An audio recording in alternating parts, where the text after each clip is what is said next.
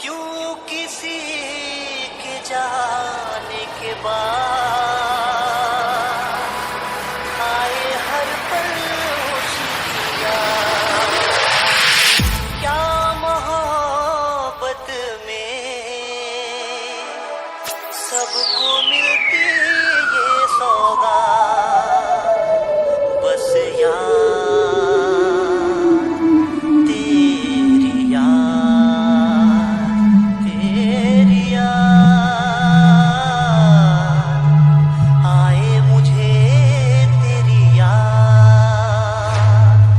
बर्बाद कर दे मौला,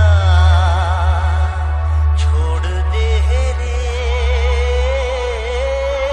छोड़ दे रे।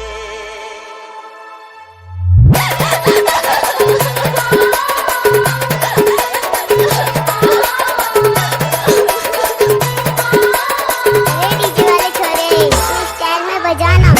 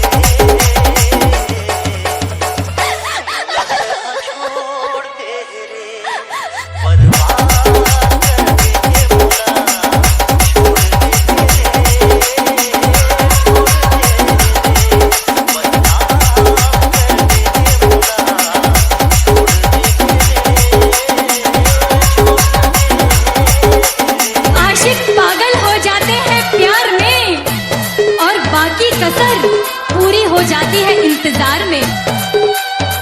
डीजे वाले छोरे डीजे बजा।